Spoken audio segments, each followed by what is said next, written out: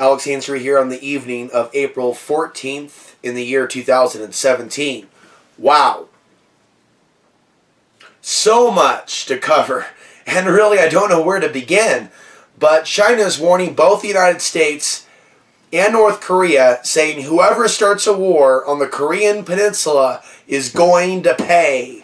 So, I'm going to do my best to summarize this for you. I'm going to be covering more news. I appreciate your support.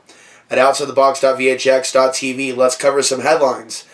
Opinion: Trump would make huge mistake by striking North Korea. We're also going to talk about Ann Coulter. She doesn't care if Americans in Seattle are hit by North Korea, saying it's a city not worth saving, saying the risk of being hit by North Korean missiles is worth it.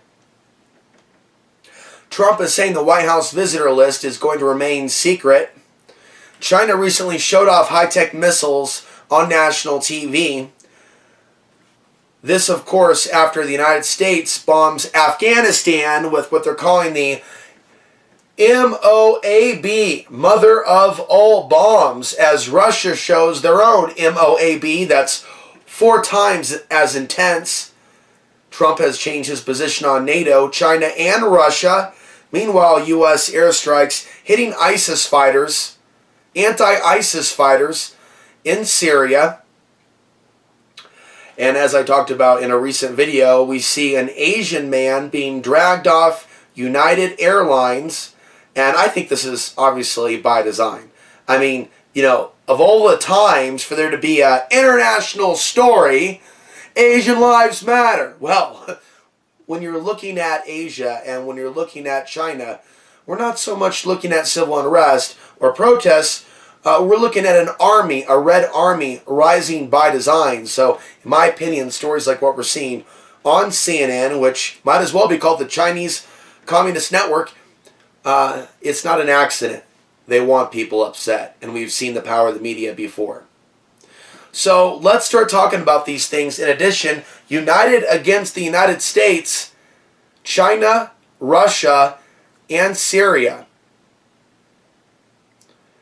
And actually the specific article there, that's a little bit of a slip, but China is, in reality, united against the United States. But this is more in relation to Iran, Russia, and Syria. As we see this anti-U.S. coalition building by design. And CIA, they've said that WikiLeaks is a hostile intelligence network. And I think that this is significant because I think that a lot of the things that we've seen from WikiLeaks were not very legitimate. A lot of it was very political. It played into the left-right paradigm. There may have been some revelations from WikiLeaks, but when you look at the amount of things that were coming out before the election, and I'm not a Hillary supporter, but in fact I think that there's a lot of ties between Hillary and Donald Trump. That's out in the open.